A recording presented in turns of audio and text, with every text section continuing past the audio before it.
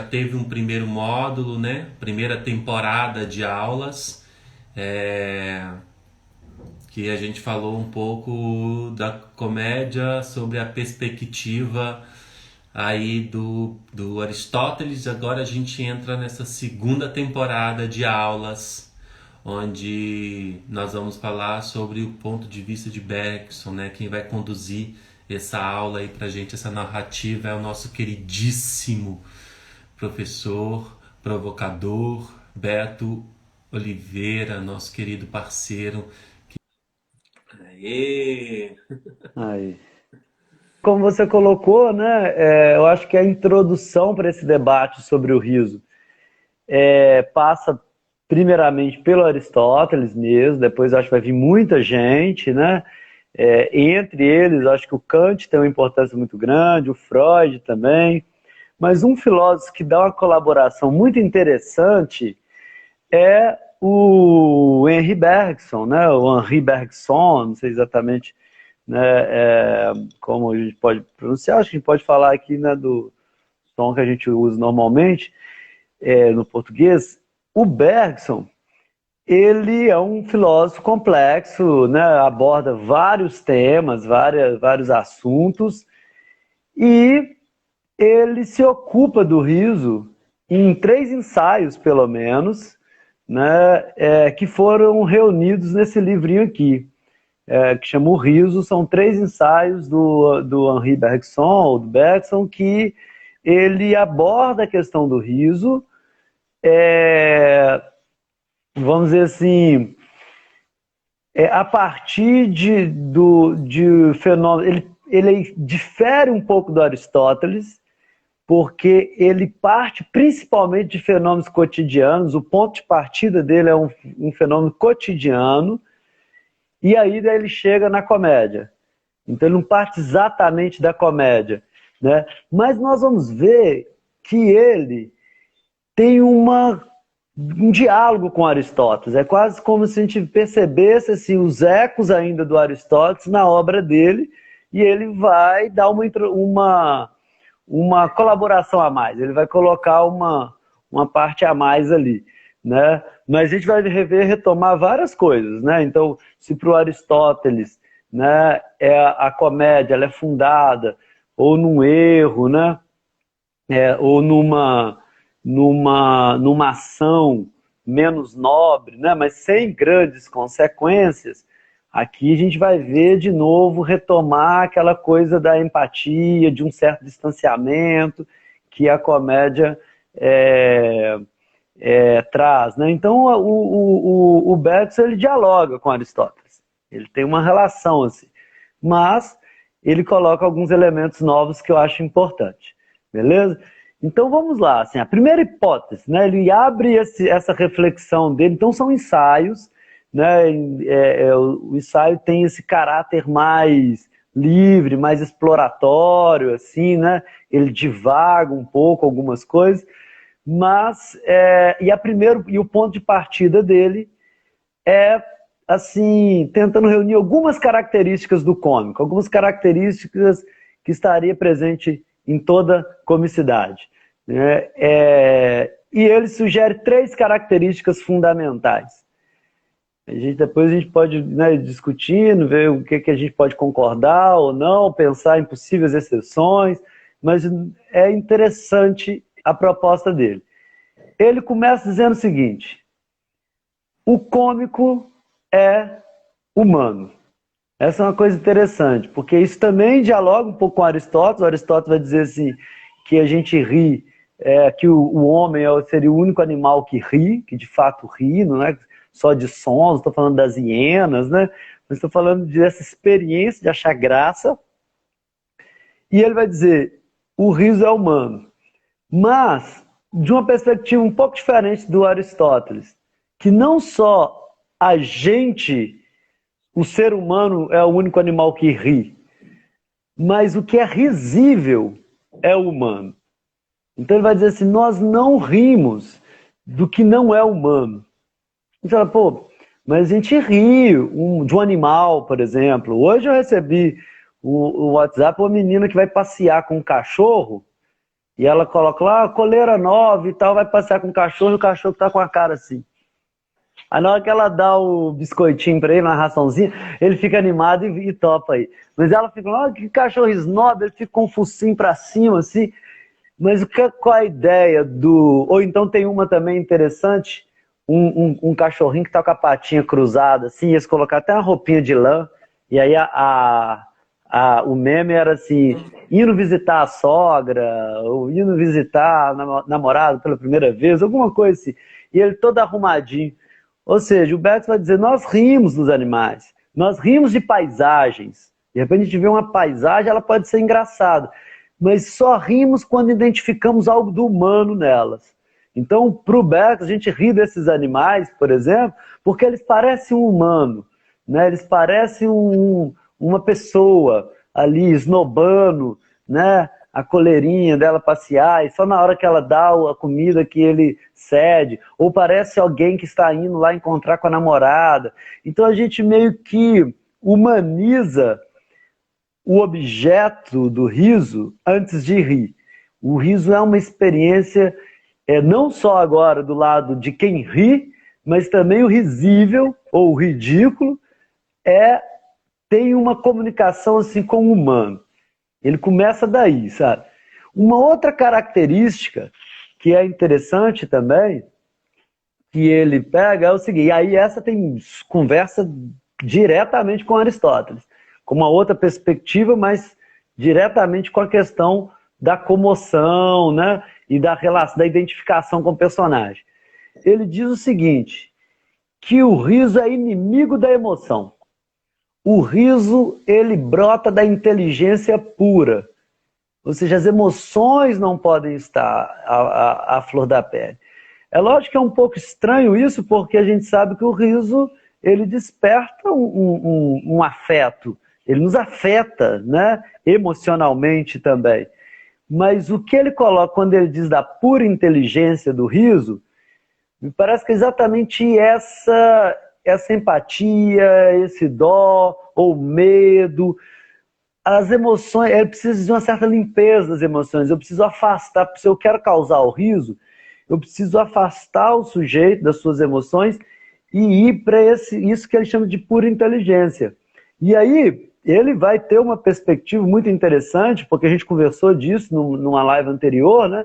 Que muitas vezes a gente entende o riso como algo bobo, né?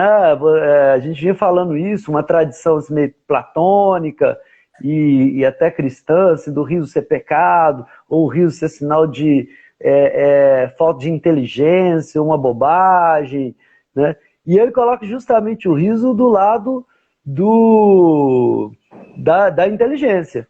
O riso, ele requer um certo afastamento de grandes emoções. Então, logicamente que ele está falando do riso aqui, não o riso enquanto um reflexo da felicidade, o riso diante da graça, do cômico, né? Que eu estou rindo de uma situação, de uma pessoa, de uma imagem, né? E aí ele coloca isso, que eu não posso me envolver, eu não posso ter um envolvimento muito grande, que dialoga com o que o Aristóteles diz. Então, ele vai dizer que as nossas emoções, elas nos conectam com o objeto do riso de uma maneira a provocar uma certa harmonia, né, entre o que a gente está sentindo e aquela pessoa. Aí a gente não ri.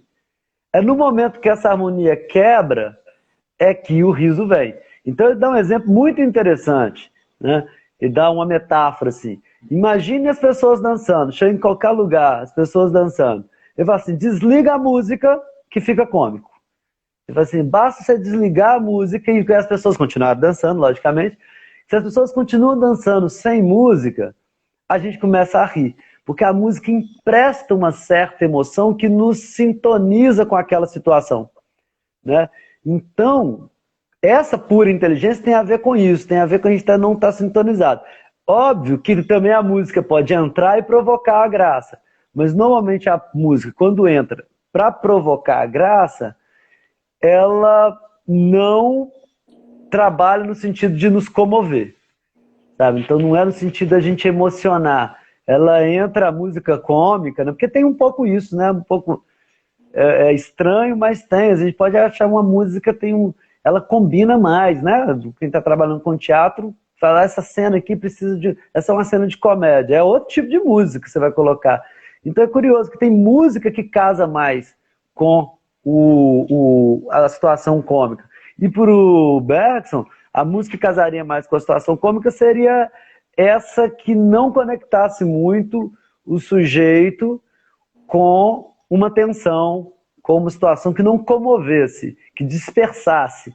Né? E aí por isso que ele dá esse exemplo, assim, de, olha, quando as pessoas estão dançando e a gente está conectado com aquela situação emocionalmente, a música permite isso, nós não achamos cômico, mas basta a gente desligar a música, se as pessoas continuarem dançando vai ser engraçado, porque é uma situação assim, onde a emoção foi varrida, assim, eu não sei muito bem o que eles estão fazendo, eu não me conecto com aquelas pessoas, né?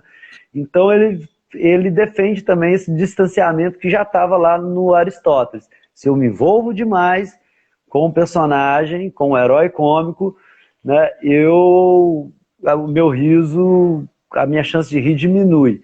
E aí tem a ver também com o que a gente falou, de a gente vai perdendo, né, a capacidade de rir de algumas piadas que são preconceituosas, né, porque a gente começa a se identificar, tem empatia. Quanto mais empático com a sociedade for, menos ela vai rir de quem está sendo oprimido, né, ou de quem está sendo esculachado já pela vida, vamos dizer assim, né, porque você tem uma comoção.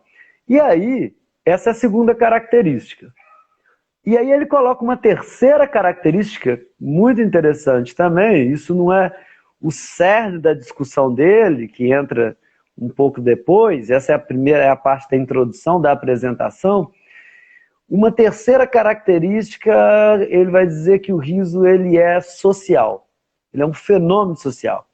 Então é uma coisa, ela é um pouco estranha, assim, porque se por um lado, e isso é uma arma do riso muito interessante, se por um lado ele fala de uma pura inteligência, por outro lado é uma inteligência que faz laço, que conecta. Então eu não posso estar tão conectado com o objeto do riso, mas ao rir eu me conecto com o grupo.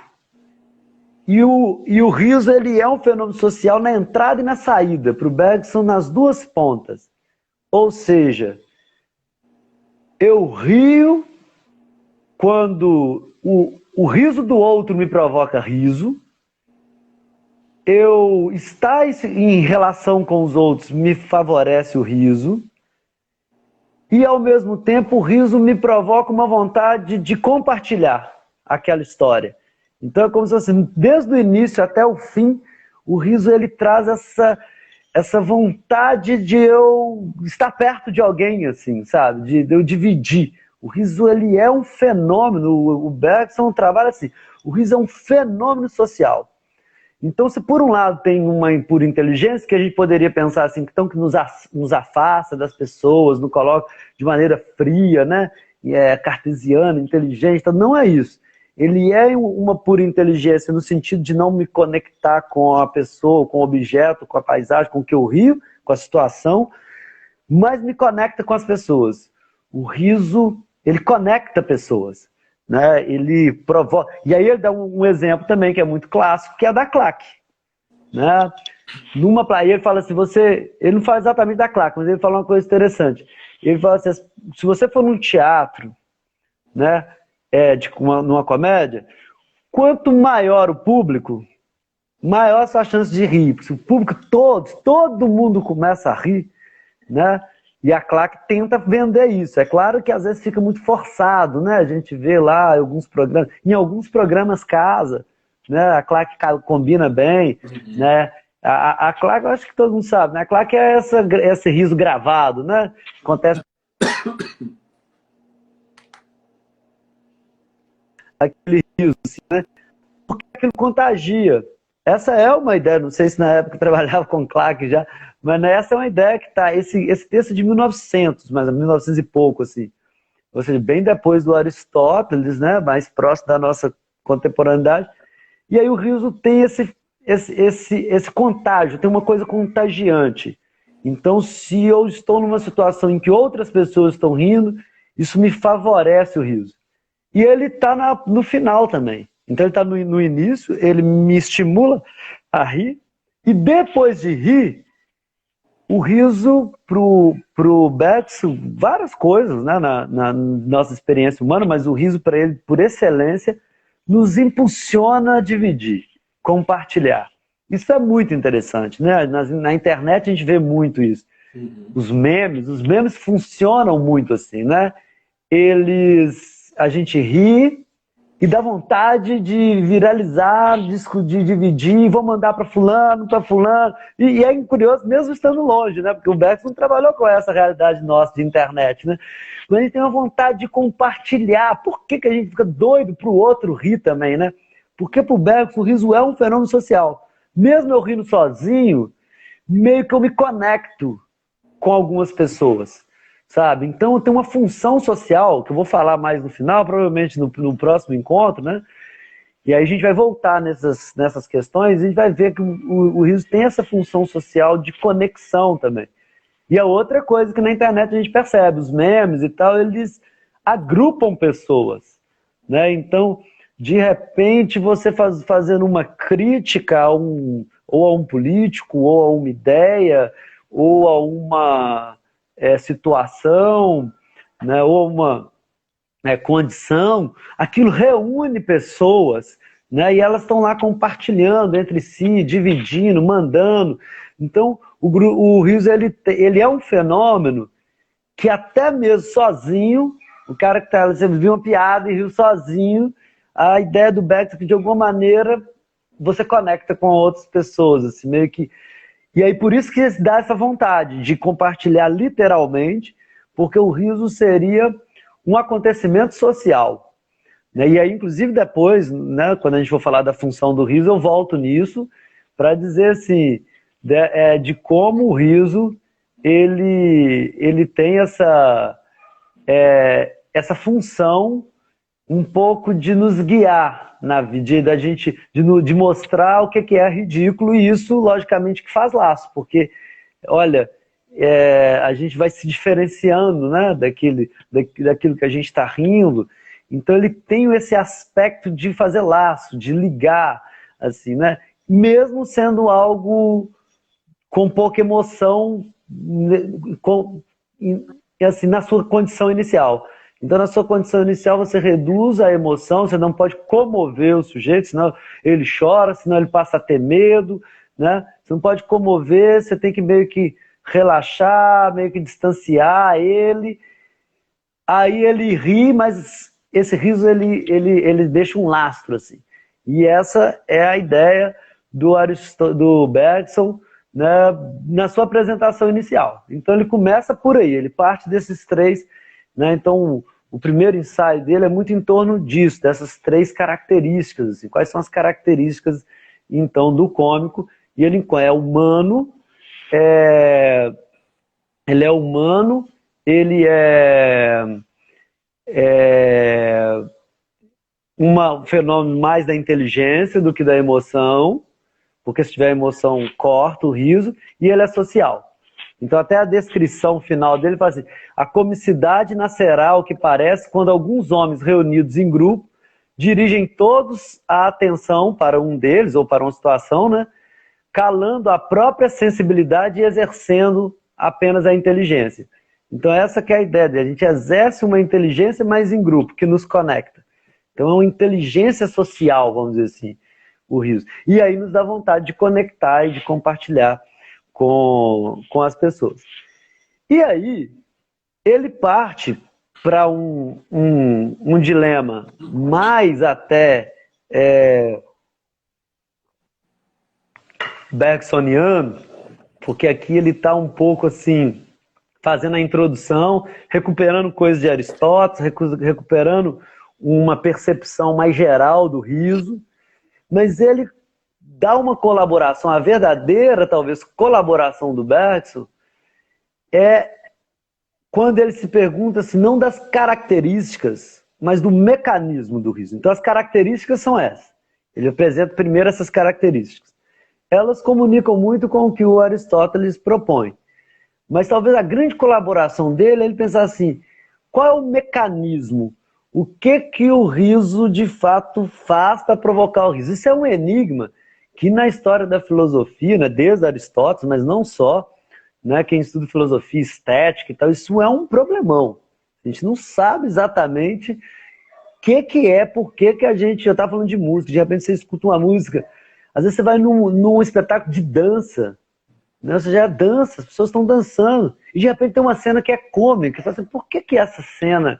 Aí é um tanto de coisa, junta a música, a coisa ali, né, o que o bailarino faz, alguma coisa que é possível provocar o riso, que não é texto, não é falado, não é uma piada, né?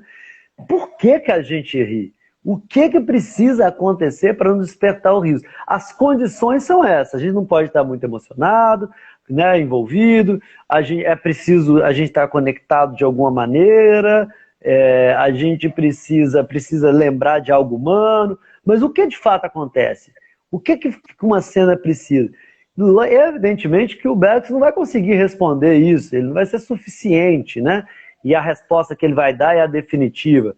Ele vai dar uma, o Kant vai dar outra, o Aristóteles vai dar outro, porque é um problema muito complexo. Mas a dele eu acho que dá um passo interessante para a gente compreender o riso. Ele começa partindo de uma situação muito simples.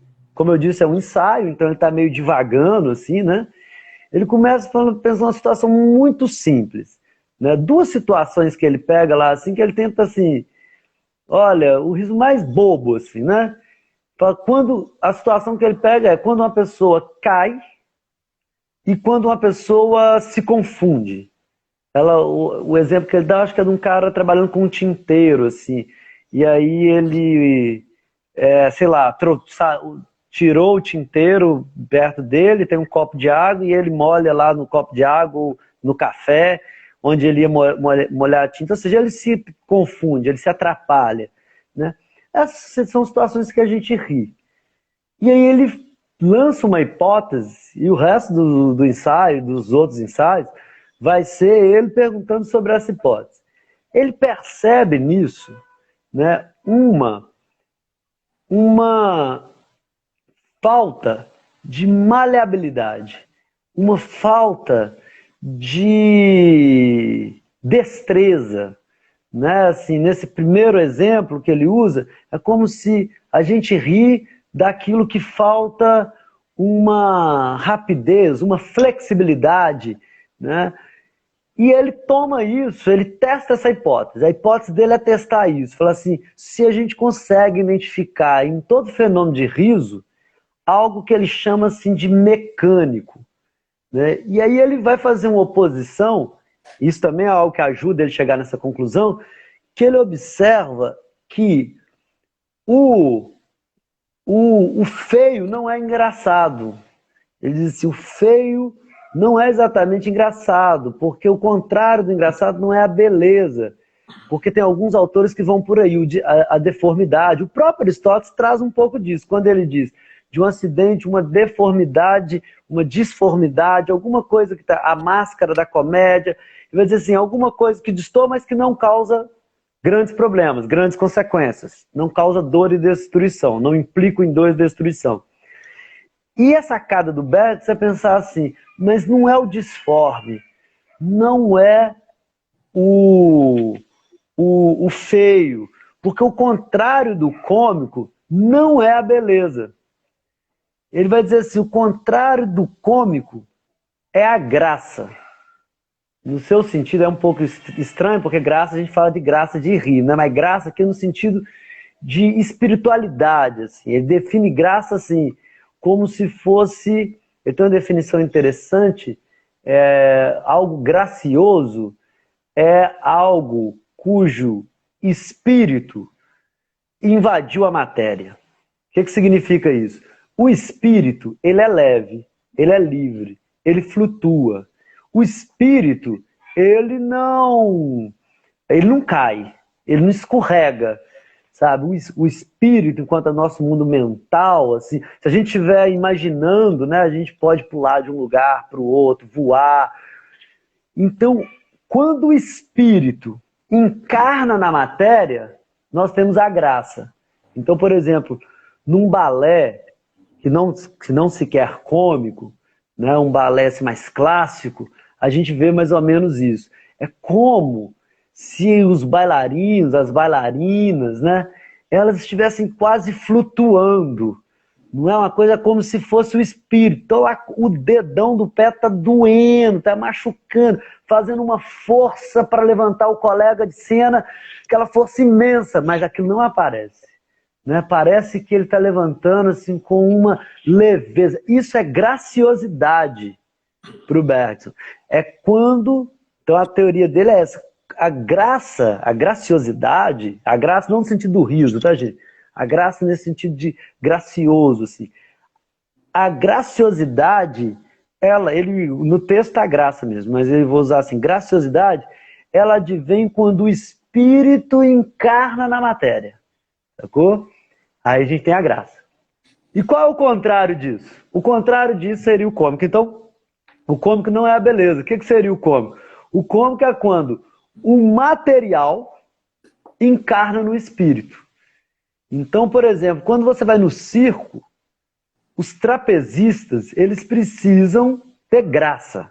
Nesse sentido, não de fazer rir. Eles precisam fazer com que a gente pense que o corpo deles estão investido do espírito, da leveza, que eles flutuam no ar, que eles pulam e que eles carregam o outro e fazem tanto de coisa que mesmo que ele estiver usando força, não pode parecer.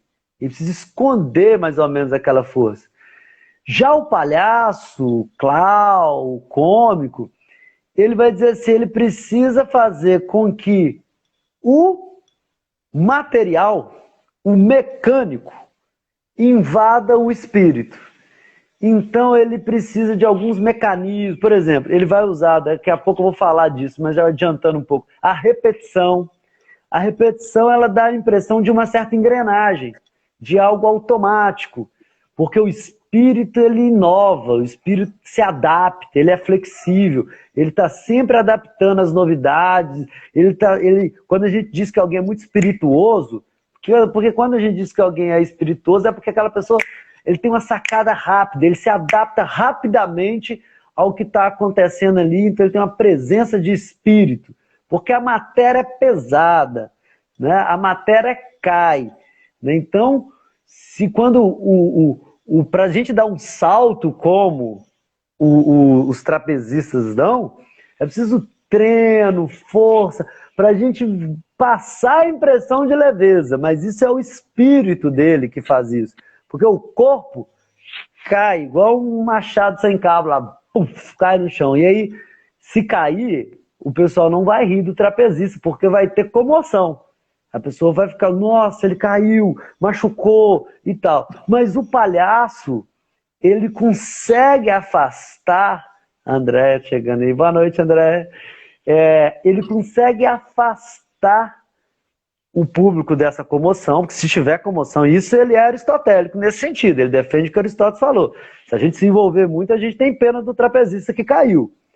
Mas se ele faz algo em que a matéria aparece, né? Mas que a gente não está conectado numa emoção, porque no trapezista a gente está lá, se vendo o trapezista subir, até segurando na cadeira, né? Que aquilo passa uma emoção para a gente e tal, porque a gente fica muito conectado, então não dá. Mas se o palhaço joga com isso, se logo depois de uma cena de maior tensão dessa, vem o palhaço, né? O Chaplin, né, ele joga com isso no circo, no filme do circo, muito nesse sentido, assim, né? Ele vai fazendo algumas coisas, todo atrapalhado, aí tem algumas coisas que dão certo e tal, mas a gente vê muita matéria ali, né? A gente não vê o espírito voando, mesmo quando dá certo, às vezes por acaso ele faz a mesma coisa do trapezista, sem querer ele escorrega, mas a gente vê um cara apavorado, sabe? A gente vê a matéria dele ali, né? Invadindo o espírito. Entendeu? Então é quando a matéria... Uma coisa que é interessante também, né? O que aparece também da matéria é as exigências fisiológicas, né? Elas também, se não tiver essa comoção, elas costumam provocar muita graça, dependendo do espetáculo, né? O sujeito vontade de evacuar, vontade de fazer xixi, o pum, né? Alguma coisa que sai porque a gente não controla, né? É alguma coisa que mostra assim. O Aristófanes usa disso, né? Tem uma peça dele que coloca Zeus, algum deus, defecando, né? É como o Deus não fazia, o espírito, pelo espírito, o espírito não fazia cocô, xixi, né? Pum, arroto, né? Mas é curioso que, dependendo da situação, isso costuma causar muita graça nas crianças, sobretudo, né? Você fala de pum, não sei o quê, porque é alguma coisa que foge a essa graciosidade que a gente, meio que no convívio social, meio que a gente tenta passar, né? O herói cômico não pode temer isso, né? Então, assim, por um lado, de fato, o cara que quer interpretar o herói cômico, personagem cômico, se ele está muito preocupado com a beleza, né, aquilo não conecta com o público na questão cômica, né? E aí, nesse sentido, tem a ver a questão da beleza, né? Porque ele traz um ar de graciosidade, né? Então, o cômico seria aquele que não tem muito medo disso, né? Ele se coloca nessa situação e, pelo contrário, ele valoriza essa materialidade. E ao valorizar essa materialidade, ele nos denuncia também a nossa própria humanidade. Entendeu? Ele mostra a humanidade, que a gente não somos só trapezistas, né? Ou seja, a gente pode, de vez em quando, flutuar nas palavras, dentro de uma profissão, dentro de um jogo social, mas tem algo, a gente é matéria, a gente tem corpo, né? Então ele vai definir, ele acaba definindo, então, o cômico, o mecanismo, a situação cômica, como a definição mais clássica vai ser assim: a sobreposição do mecânico e do vivo. Ou seja, o que significa isso? É a sobreposição disso que eu estou falando, da matéria e do espírito. Matéria e o espírito juntos, porque precisa ser humano. Então precisa ter algo do espírito, né? A gente precisa ver ali que tem um certo espírito. Mas é como se fosse um espírito pesado, né? Pesado, logicamente, nesse sentido aqui, né? Pesado no sentido de um corpo que não é ágil, né? Um corpo mais denso, assim, uma matéria, né?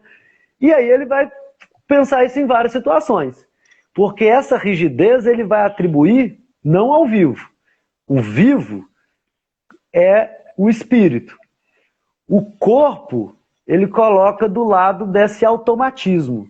A matéria ele coloca assim, do mecânico, do automático. Então ele vai pensar o mecanismo do riso a partir daí. O mecânico sobreposto à vida. Ou seja, quando o mecânico sobrepõe a vida seria essa espiritualidade, essa graciosidade. Porque a gente, socialmente, convida a sermos assim, né? A gente não quer aparecer a nossa materialidade, a nossa... E aí ele vai pensar isso em vários níveis. O nosso peso também no pensamento. A gente quer ter uma inteligência, né, espirituosa, graciosa, adaptativa, que se adapta a todos os contextos. Então esse mecânico acaba se tornando engraçado, uma rigidez mecânica. E ele vai tentar identificar isso nos fenômenos do riso, nas comicidades. Ele separa em 3 esferas essa rigidez. Ele coloca assim, no corpo, nas formas e no caráter. São as 3 rigidezes, os 3 automatismos que ele diz assim, que normalmente geram graça, geram riso, né? Como eu falei, logicamente que a gente pode acabar compreendendo algumas exceções e tal. Não vou trabalhar com a regra que ele propõe, depois a gente pode pensar em exceções, mas é interessante, é uma contribuição a mais que ele dá. Olhar para o riso, a partir de muitas coisas, eu concordo com Aristóteles, mas com essa novidade. Olhar para o riso como uma rigidez que encarna ali no espírito, no vivo, né? Como que isso acontece no corpo, por exemplo? Ele dá três exemplos. Ele diz que tem algumas fisionomias que costumam ser cômicas, né? Algum rosto, as três rigidezes, o pessoal pedindo para repetir, é no corpo, na forma e no caráter. Eu vou dar um exemplo de cada uma delas, tá? Então, no corpo, por exemplo, ele coloca dessa fisionomia cômica. E aí ele vai dizer, não é o feio, não é o exagerado. Por exemplo, muita gente define a caricatura assim. A caricatura exagera defeitos. Para o Bergson, a caricatura não exagera defeitos. Ela pode exagerar, inclusive, uma qualidade. Algo muito bonito, né? O que ela exagera é uma rigidez. Ele diz assim, é como se você conseguisse fazer um rosto que parece que está chorando o tempo todo. Ou então encontrar alguns personagens cômicos, o Mr. Bean, parece que ele tem uma cara, ele consegue fazer uma expressão, a fisionomia, que ela tem uma rigidez ali, assim, que ela torna engraçada. Parece quase só de olhar para o Mr. Bean, assim, já é... É claro que tem um jeito de andar, ou seja, ele coloca um corpo meio rígido e essa fisionomia. Então, para a caricatura, por exemplo, ele vai dizer assim, ela não precisa sequer exagerar alguma coisa, muito menos um defeito, muito menos algo que seja feio, né? Ela não precisa nada disso. O que ela precisa é captar uma rigidez. Entendeu? Então, se ela consegue, por exemplo, captar um cacuete do sujeito, né? Claro que aí o cacuete já é mais dos gestos, tá? É uma rigidez dos gestos. Mas pensando na caricatura, na hora de desenhar, ele consegue captar um olhar, alguma coisa, não precisa ser exatamente um defeito. Pode ser até algo bonito, pode ser até um charme. E muitas vezes é, né? Mas é aquilo que marca a pessoa. Que tem uma rigidez naquela fisionomia, sabe? É como se ele dissesse assim, olha, é como se uma pessoa você congelasse a pessoa, né? Você fizesse como se ela tivesse sido feita numa forma. É o exemplo que ele dá, é mais ou menos esse. Assim. Tivesse sido feito um rosto que chora. Parece sempre que você está olhando como se ele estivesse sempre chorando, ou sempre rindo. Essas rigidezes, ele chama de veso contraído, algo contraído, assim, rígido, é o que torna engraçado. E isso que faz ser engraçado também, segundo ele, os rostos semelhantes. A gente acha meio isso engraçado mesmo, né? Quando você vê alguém muito parecido com o outro, né? O Ariano Suassuna dá esse exemplo de gêmeos, né? Você chega alguém fazer aula com você no teatro, e aí chega um segundo, um gêmeo. Você já acha meio engraçado. O que é isso? Engraçado. Se chegar um terceiro, você não aguenta. Você fala, o que é isso? Três. O Pascal perguntava-se isso, né? Por que a gente não acha engraçado um rosto? Mais dois a gente acha igual. Três acha mais ainda. E o Beto vai dizer, porque parece que eles foram feitos em forma. Parece como se fosse uma rigidez, como se tivesse, fez um, fez outro. E aí eles pareceram, fica engraçado, né? O Wallace, ele tem uma foto que eu acho tão engraçado com o irmão dele, que ele colocou na internet. Já dizem que a gente é parecido, não sei o quê. E o irmão dele com o Wallace é muito semelhante, sabe? E por que é engraçado? São duas pessoas semelhantes. Isso é o que mais tem. Mas o fato das pessoas irmãos, isso traz algo engraçado. Quando se parecer muito, então a gente começa a rir. Assim, gente, é igualzinho. Porque é meio inacreditável. Porque a gente sabe que é a vida, e a gente sabe que não é igualzinho. Né? Ninguém é igualzinho ao outro. Mesmo o gêmeo tem ali alguma coisa diferente. Mas traz alguma coisa de engraçado porque essa repetição é algo que está mais no automatismo, na rigidez, e não no vivo. O vivo, ele não conta com isso, sabe? Então, é a primeira rigidez que o Bergson pensa essa. A gente emprestar rigidez no corpo, né? Colocar uma caricatura, uma fisionomia que dá a impressão ali de uma certa rigidez, de estar repetindo algo, ou fisionomias semelhantes, né? Pessoas que se parecem. Isso causa uma graça porque nos foge à vida. A gente espera da vida que as pessoas não se pareçam. A gente espera da vida que cada hora a pessoa faça uma cara. E não que ela congele numa cara, que ela tem uma cara para rir, outra para chorar, e outra para fazer tal coisa, tal coisa, tal coisa. Mas isso é mais ou menos, porque as pessoas repetem. E é justamente isso que gera o riso, a rigidez nos gestos, a rigidez que eles chamam de rigidez do espírito também. E faz rigidez do corpo, do espírito e do caráter, né? Ou do espírito ou dos gestos, né? Quando alguém vai imitar uma outra pessoa, o que, que ela faz? Ela pega os cacuetes, as coisas que essa pessoa repete, porque essa pessoa, mesmo que ela seja uma pessoa viva, espírito, graciosa, ela sempre repete alguma coisa. Então, quando alguém vai imitar, ou que alguém comicamente vai imitar, né? O Adnet, tantos os comediantes usam muito, né, desse recurso da imitação. O que é que eles fazem? Eles pegam as características, imitar o Silvio Santos, pega as palavras, o tom de voz, aquilo que repete, que ele pode estar falando quase assim, qualquer coisa, engraçado ou não, ele repete. Vai imitar o Bolsonaro, né? É isso aí, tem que mudar isso aí, tem que ser. Repete os jargões, né? Aquele. E aí é como se a pessoa fosse um certo robô, é como se estivesse denunciando que a pessoa. E se a pessoa é, de fato, um pouco menos graciosa, ela por si só fica cômica. Né? Se ela repete sempre esses jargões, a gente está ali vendo a pessoa sempre repetindo a mesma coisa, né? A mesma cara, o mesmo tom, a mesma. Aquilo começa a ficar engraçado, assim, né? Porque parece novamente uma sobreposição da matéria, do pesado, nesse sentido de pesado, de falta de rigidez, uma sobreposição da matéria, do mecânico, do pesado, da rigidez à vida. Né? Então essa pessoa, a gente espera das pessoas que elas variem, né? E para cada situação ela se adapte. Né? Então ela vai modificando, né? E aí essa rigidez acaba causando uma.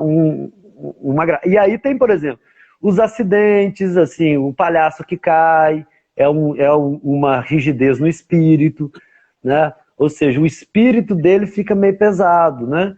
E aí ele não tem a graciosidade, nem deve ter, porque senão as pessoas não vão rir dele. E às vezes até tem, né? Tem palhaços que desenvolvem, né, o corpo tal qual um trapezista, mas ele não pode usar. Ele pode usar um pouco, mas assim como o trapezista precisa passar a impressão de que está tudo leve, o palhaço meio que faz o contrário. Né? Às vezes pode até estar fácil para ele, talvez ele tenha uma habilidade com o corpo e está lá ele fazendo malabares, por exemplo, mas com aquela cara assim, como se fosse cair. Aquilo fica muito mais engraçado do que se ele pega e vai fazendo malabares numa boa.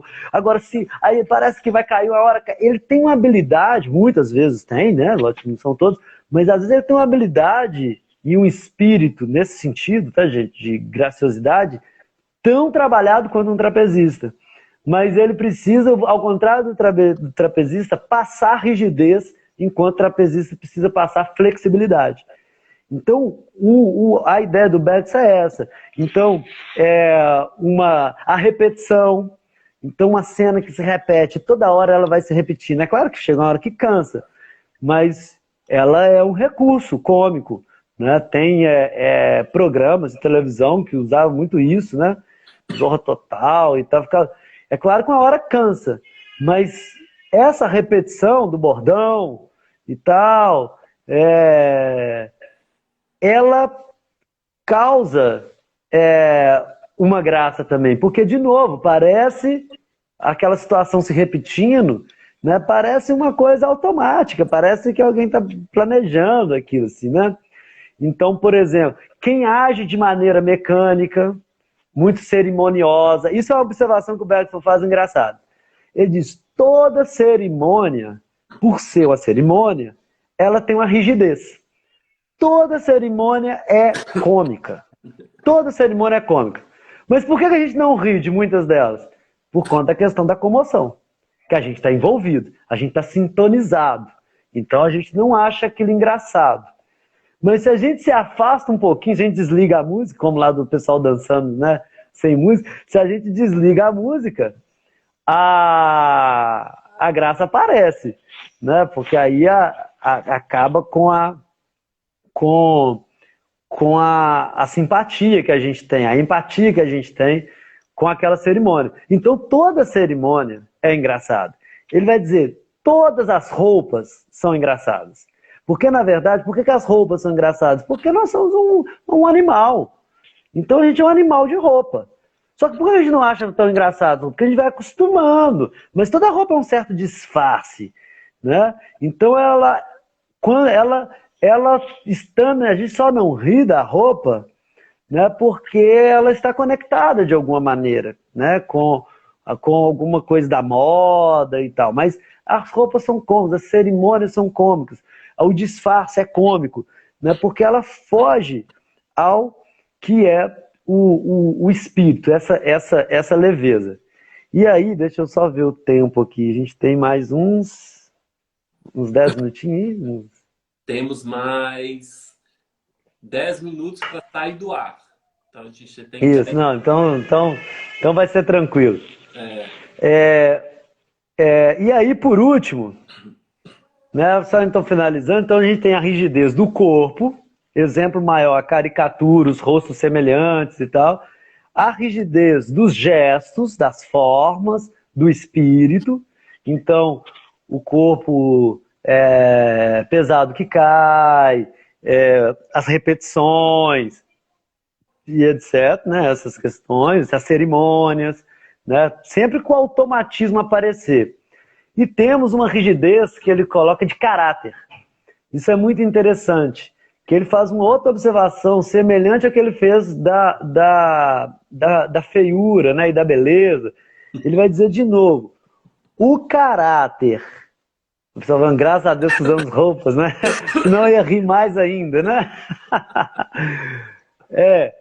Ou seja, porque a roupa encobre a matéria. Se der na hora que a matéria aparece, fica mais engraçado. Mas se você estiver conectado numa situação de nudismo, naturalismo, etc e tal, a coisa, talvez no início você vai achar engraçado, mas depois você habitua também, né? Mas é a matéria, logicamente. A gente está tirando a graça graça nesse sentido, a graciosidade, o espírito que esconde as partes sexuais e tal, e revelando a matéria, o mecânico nesse sentido de rigidez da matéria. E aí, por fim, ele fala do caráter. O caráter é a mesma coisa do que ele fala da feiura. O vício não é mais engraçado do que a virtude. A virtude pode ser tão engraçada quanto o vício. Basta que ela seja rígida. O sujeito que usa... Sabe o que me vem à cabeça quando ele fala isso? O Linneu da Grande Família. Ele é corretão. É uma virtude que um profissional trabalha daquele... Mas ele é tão correto que ele é rígido na virtude dele. Seja uma rigidez da virtude ou do vício, ela causa graça. Das profissões... Então ele conta um caso, por exemplo, super interessante, né? Anedota, assim, do cara da alfândega. O cara tá lá, alguma coisa a declarar, nada a declarar, você tem que declarar alguma coisa. E aí, de repente, um navio afunda. E aí o pessoal vai salvar as pessoas que estão afogando. O cara da alfândega, a primeira coisa que pergunta para cada sobrevivente, tem alguma coisa a declarar? Isso fica cômico, né? Porque fala assim, cara, a galera tá morrendo ali, né? Você tem que adaptar, meu amigo. Você não pode ser rígido, né? Ele é um bom... Ou o cara que fala, teve um assassinato no metrô e o cara fugiu por aqui e tal, o cara vai contando como fugiu. Aí o administrador do metrô fala, ué, então ele não pagou a passagem, então não? Então o assassino não pagou o bilhete? Mas é claro que não, que se dane o bilhete agora, né? O cara tá ali para fiscalizar se o pessoal pagou o bilhete. É o assassino, o cara matou alguém, correu. Então ele não pagou o bilhete. Pô, isso é uma rigidez muito grande. A gente fica engraçado, porque o cara vai... E aí ele falando, vai coisificando a pessoa. A pessoa meio que parece uma coisa, né? Porque é como se fosse uma máquina que colocou ali e que está perguntando alguma coisa a declarar, pagou o bilhete, não pagou o bilhete. Aí ele fala dos médicos, do Molière. Os médicos do Molière, muito assim, eles agem pela ciência, lá que ele aprendeu, aí tem uma cena do Molière que o cara descreve uma doença de uma maneira super bonita, toda coerente, e o cara que está ouvindo fala, olha, isso é fantástico. Se ele não tiver essa doença, ele deveria ter, só para justificar, porque parece que o paciente é que é feito para o médico, e não o médico para o paciente, entendeu? Porque você tem uma rigidez no agir daquela profissão, né? Alguém falando, ele não pagou o bilhete, é que tá errado, né? O cara é um assassino, mas pro cara do bilhete, ele só interessa isso. Então são essas rigidez que coisifica a pessoa, né? Então, ele conta um caso também engraçado, um cara que fala assim,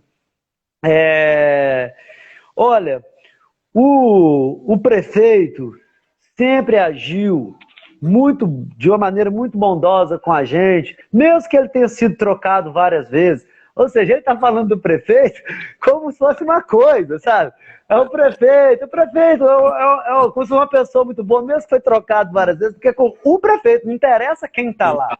Ele está lá enquanto prefeito. Isso é uma coisifica. O cara que diz, olha, deixa eu ver se eu estou esquecendo alguma coisa, né? Tem uma cena de teatro, esqueci de qual, não sei qual peça que é.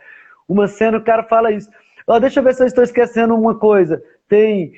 Deixa eu contar aqui uma mala, não sei o quê, meus filhos, a minha esposa, como se fosse um objeto, sabe? Não é que ele está contando os objetos. 1, 2, 3, 4, 5 com meu filho, 6. Você está contando seu filho, né? Tipo assim, como se fosse um objeto, assim, coisificar o humano torna-se também uma graça. Então ele pensa o riso, o mecanismo do riso, para ele tem aquelas condições iniciais. Então, se você se sensibilizar com qualquer uma dessas situações, você para de rir. Se você está conectado com a cerimônia, você para de rir. Mas se você se desconecta, para ele, o grande gatilho do riso seria uma rigidez aonde se espera graciosidade. Entendeu? Então, é mais ou menos isso. E aí, depois ele vem falar, né? A gente continua no próximo, que agora já deve estar vencendo aí mesmo, né? Da função social do riso. Porque o social exige uma mudança constante, uma flexibilidade. As situações sociais, nós não somos animais que vão agir por instinto sempre, de determinada maneira. A gente precisa agir em constante transformação e adaptação. A gente não pode ser coisa. O ser humano não é coisa. E o riso, aí a gente entra nisso mais depois, a função social do riso é essa, assim, de, em certo sentido, humanizar o ser humano, né, e mostrar a matéria de que ele é feito, mas denunciar essa matéria, mas denunciar também essa graciosidade, né, e a potência dessa graciosidade. E, inclusive, corrigir alguns vícios, não no sentido, alguns vícios de rigidez. Porque mesmo a virtude, se ela for rígida, ela pode ser engraçada, segundo Bergson. Beleza? Maravilha. Antes de acabar nosso último minuto aqui, Beto, muito obrigado, Beto. Estamos adorando essa experiência. São muitas coisas. É um momento da gente também repensar a maneira que a gente faz o nosso trabalho a partir de várias outras contribuições, né? É bom isso também. Isso. E é sempre uma aula incrível, sempre muito bom receber essas informações aqui de você, administrar isso tudo. É bom que a aula também é curtinha, porque é muita informação, então a gente tem que parar e organizar isso tudo para a gente produzir mais possibilidades. Isso. Muito obrigado.